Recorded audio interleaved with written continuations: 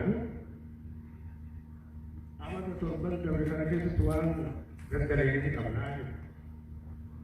Akkitti dura wal jaarre bakkoon irraa wal jaarre.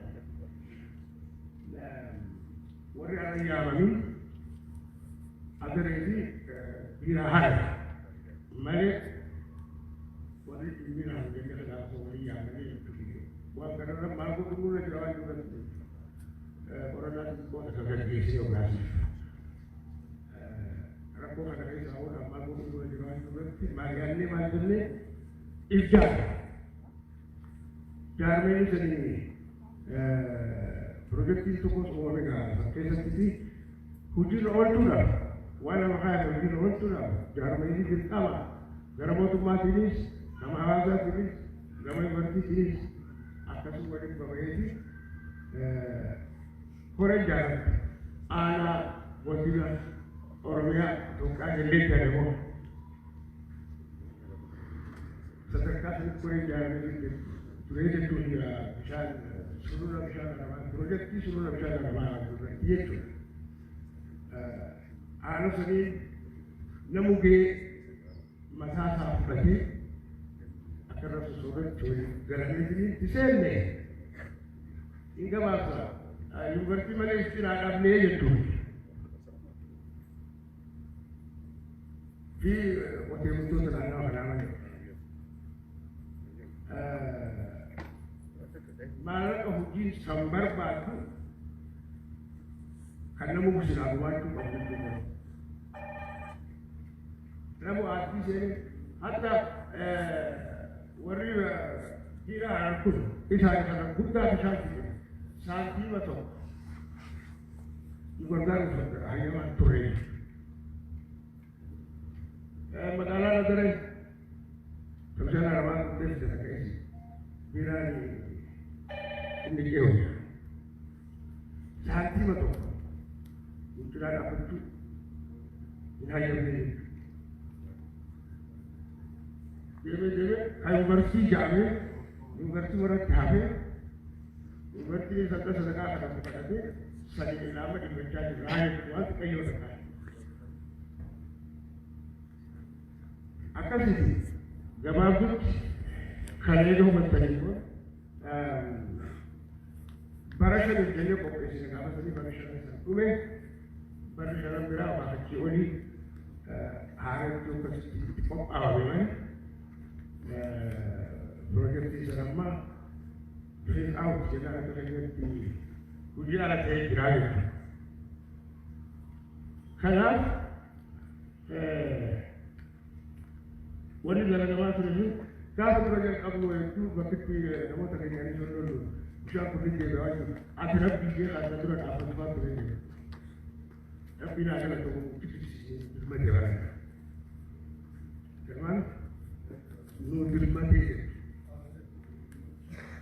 Hanga yeroo gabaabaa kana keessatti bishaan kun deebi'ee jennee hin yaadne. Ogguma reeru dimmata. Badii hojjetamtee jira. Badii san sirreeffachaa yoo deemnu suutaanii lafa keessaan waldachaadha. Akkitti hojii jalqabnee. Gaara gubbaa irraa dalagamaa yoo jedhu dalagaan bishaan gaara gubbaatti gadi akka biyya Israa'eel finnee godhaa jennee suuta ama 30-40 milikaa ol malaa waanjuun jalqabe. Walumaa nyaatu daldalaa jechuudha. Amma rabbi nu dhummatee nu dhaqqabe. Galata galfachaa kun waan hojii tajaajila bisee bishaan hojii jalqabarraa hojjetti. Maddeen nu deebisne maqaa hojii ta'e. Warri waliin hojjechaa turanii akkasii beekanii jechuudha. Maddeen yoo deebisee wayii taate bishaan hanga xiqqaa waliin qabame keessaati. Yoo maddi jiraate hasilaatuu qabu san maddi hundi gargaaraati akkasumas saamulee tursiifnaa dhaayanii deeggaranii egaa madda deeffachuu irraa hojjeenye jechuudha. Akkasumas akkasitti amma rabbii galanni haa jiru nuu deebi'e haaratti bishaan kana harka ga'e akka gaafa dursanii dur gaafa quuquun jalqabamu hojiin kunuunsuu silaakinaa deemaa ture akkanan ta'uu jedhu amma dhufeeti ammarraa jalqabnee hojiileen isa tursiifachuudhaaf kara saayinsaadha hojiirra oolaa uummanni qoodarraa fudhatee akkasumas gargarummaa dhufee taa'uu sana osoo hin taanetti bishaan kun ka'ee yoo jenne irra guddaa ka qotee bulaati. Garmaani kan hundaan ta'u jechuudha. Obboonni waggoo yeroo malli maali jennee dhaqee hurra yoo harka biheeti akka inni waliin bakka kursanitti deebine saayinsiidhaan dalaganii yoo jala yaade nurraan hoggogu sifachuutu nurra jiraa ammarraa jalqabnee kana gama yaadni haadhini darratti wal bareedu nurra jiraa dabutte waan kanarra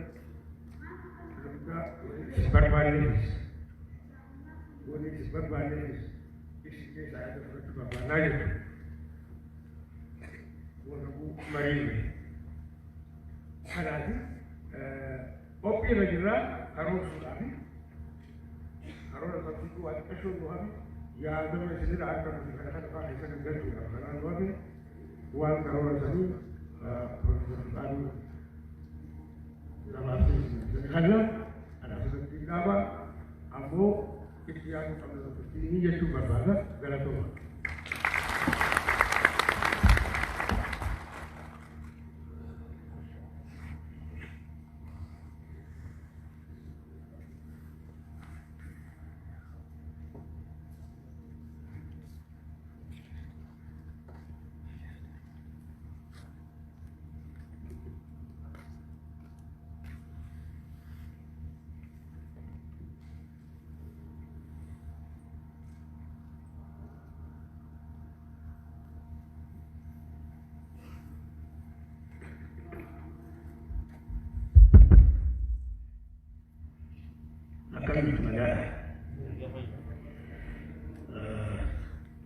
Maqaan kiyya Gaazuu Bayyanaa jedhama. Hojjetaa yuunivarsiitii kanaati. Bara dheeraaf hojjeteera. Wayii bishaan Harommayaa kana yogguun yaadu yeroo baay'ee sammuutti kan na dhufu sirbaan oda wayiiti. Yoo yaadatu ta'e bara 1982 barataa ta'ee fudhatame. Maal jettee sirbiti sirrii Harommayaa deemna doonii yaabbannee wajjin gammanna jette yaadattuuti. Isa booda egaa bishaanis badee dooniin sunis hojii dhabee taa'ee jechuudha. Kanaafuu barana yogguu bishaan kun deebi'uu isaa argu sirba sana yaadatte. Rabbiin araarame tattaaffii misooma sululaa goone faana wal qabatee bishaan kun barana deebi'uusaaf hundi keenya baay'ee gammanneeti jirra. Gammachuun amma arganne kun immoo torbaan tokkoof baatii lamaaf tun ta'e itti fufuu qaba. Kanaafuu hunda keenya irraati waanta eegamu jira. Har'aasitti kan wal keenya simannaa barattootaa ilaalchisee wanta godhamuu qabu haa ta'u malee inni kunis immoo ajandaa guddaadha, ajandaa biyyaati, ajandaa mootummaa naannoo Oromiyaati. Miidiyaaleen adda addaa dhufanii bishaan kun deebi'uu isaa arganii akkamiin deebi'uu danda'e kan jedhullee dhufaan haasaa turanii. Kanaaf xiyyeeffannaan wanta itti kennamee jiruuf wanta kana akka waan guddaatti ilaaluu akka qabnu jala saramuu barbaada. Inni lammaffaa kunuunsuu qabeenya uumamaa bishaan qofatu hin ta'in bosonas maalis yogguu yaadnu namni qabeenya uumamaa itti gargaaramu akka bara baraan jiraatti yaaduu qaba kan jedhu yaadni jira. Beektota irraa waanta mul'atu. Dhalli namaa dhalataan guddataan dulloomaan garuu wayii qabeenya uumamaa yogguu yaadu ani hunduu jedhee yaaduu qaba. Bara baraan itti gargaaramu jechuun jedhee yaaduu qaba. Yoo akkas ta'e qabeenya uumamaa kana kunuunsee dhalootatti dabarsuu danda'a kan jedhudha yaadni isaa. Kanaaf har'a seenaa bishaan kanaa haasofnee addaan ba'uu utuu hin ta'in wanti kanaan dura nu mudate manca'insi bishaan kanaa akka deebi'ee hin dhufne maal gochuu qabna kan jedhu irratti waliigaltee irra geenye waliigaltee kana immoo akkamiin hojii jijjiirra kan jedhu asumatti uummanni seera mataa isaa tumatee akkatti ba'uu barbaada. Kanaafuu koreen qorannoo yuunivarsiitii Harammayaatiin ijaarame kun amma yoonaatti hojii bifa sadiidhaan gaggeessee jira. Tokkoffaan bishaan amma deebi'ee kun hammamtu deebi'e kan jedhu ilaallee jirra. Kan bara 1986 akka lakkoofsa Awurooppaatti akka keenyatti beekataa I don't know exactly 78 fakkaata.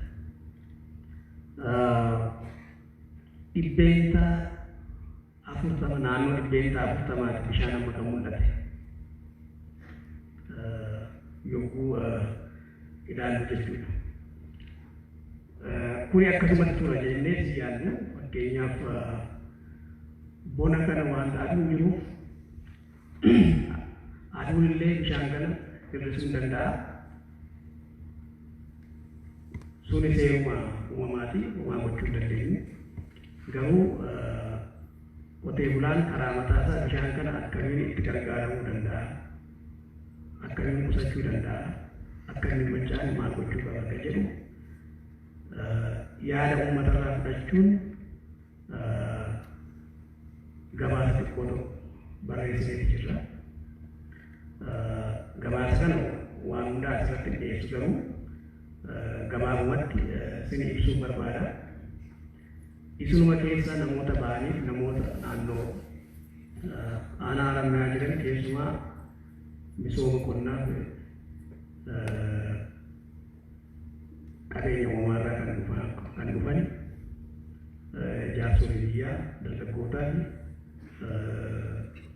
dubartoota 32 ta'an irraatii yaada fudhannee gabaasa nama qopheessineerraa yogguu yaada fudhan maqaa tokkoffaa bishaan guddeeyyuu maaltu itti dhaga'amee kan jedhu kaasnee ture. Lammaffaa immoo kanaan dura yuunivarsiitii Harammayaa hojii hojjechaa ture. Misooma tuullaa irratti hojjechaa ture. Achi keessatti rakkoon jiran maal turanii keessumaa walitti dhufeenyaan hojjechuu irratti rakkinni jiran maal fakkaatu jedhu gadi fageenyaan ilaalle.